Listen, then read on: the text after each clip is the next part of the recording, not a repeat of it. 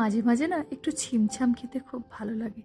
রোজই তো গাদা গাদা মেনু তৈরি হয়, তাই ভাবলাম আজকের মেনুটা একদম ছিমছাম রাখি। হ্যালো এভরিওয়ান, আমি আরাধিতা। আমার আর একটা মিনি ব্লগে তোমাদেরকে অনেক অনেক ওয়েলকাম। আজকের মেনুটাতেই ডিসাইড করলাম একদম হালকা রাখবো, তাই আজকে করে নিলাম একটু বাসমতি চালের ভাত আর তার সাথে একটু পনির মশলা উইথ ক্যাপসিকাম। যে রান্নাটা একদমই ঝটপট হয় আর তাড়াহুড়োর দিনে খুব তাড়াতাড়ি অল্প সময়ের মধ্যেই রান্নাটা কমপ্লিট হয়ে যায়, তাই সেটাই দেখানোর জন্য তোমাদের সাথে গল্প করতে চলে এলাম।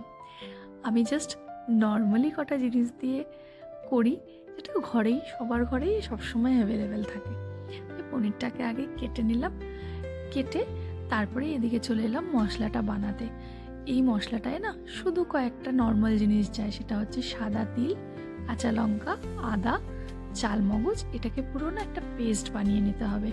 তারপরে পনিরটা যেটা কেটে রাখলাম তার মধ্যে একটু টক দই আর তার সাথে একটু নুন, গরম মশলা গুঁড়ো আর ব্ল্যাক পেপার, ওটা দিয়ে আর যে মশলাটা বাটলাম সেটা দিয়ে তার উপরে একটু কাসুরি মেথি দিয়ে আধ ঘন্টা মতো ম্যারিনেট করে রেখে দিতে হবে।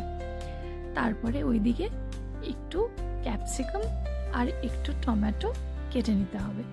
তোমরা যেরকম যে পছন্দ করো, তোমরা আরও কিছু সবজি চাইলে দিতেই পারো, কিন্তু আমার ওই ক্যাপসিকামের টমেটোর ফ্লেভারটা বেশি পছন্দ, তো তাই আমি অন্য কিছু সবজি ঠিক দিতে ভালো লাগে না।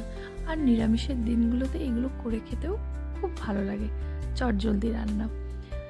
সাদা তেল দিলাম, তার উপরে একটু ঘি দিয়ে দিলাম, তার মধ্যে একটু শুকনো লঙ্কা ফোড়ন দিলাম, একটু তেজপাতা ফোড়ন দিলাম আর একটু জিরে, গোটা জিরে ফোড়ন দিলাম।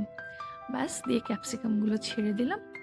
ক্যাপসিকামগুলো একটু 2 মিনিটের মতো ভালো করে নাড়াচাড়া করে তার মধ্যে টমেটোটা দিয়ে নিয়ে নাড়াচাড়া করে ম্যারিনেট করে রাখা আধ ঘন্টা ধরে যে পনিরটা সেটা দিয়ে দিলাম। ব্যাস, ধরেই নাও হয়ে এসছে।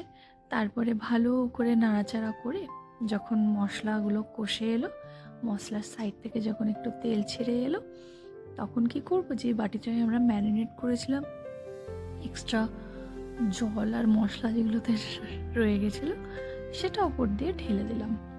ঢেলে দেওয়ার পর 5-10 মিনিট ঢাকা দিয়েই আমাদের পনির মশলা কিন্তু রেডি। ও, এটা ঠিক পনির মশলা বললে কিন্তু চলবে না, এটা হচ্ছে ব্ল্যাক পেপার পনির মশলা বললে হবে, কারণ এর যে ব্ল্যাক পেপারের স্মেলটা এটার থেকে আসে না, আর ক্যাপসিকামের সাথে ব্ল্যাক পেপার মিশে গিয়ে একটা দুর্দান্ত টেস্ট হয়। তোমরাও চটজলদি কিন্তু এই রেসিপিটা রান্না করে দেখতেই পারো, খুব টেস্টি হয়। আর নিয়ে বসে পড়লাম, তাই লাঞ্চ ভীষণ সুন্দর খেতে হয়েছিল, জানো তো। আশা করছি আমার ভিডিও তোমাদের খুব ভালো লাগছে। যদি ভালো লেগে থাকে প্লিজ ফলো করতে আর সাবস্ক্রাইব করতে ভুলো না। আবার পরের গল্পে নিশ্চয়ই দেখা হবে। টাটা, সবাই খুব ভালো থেকো।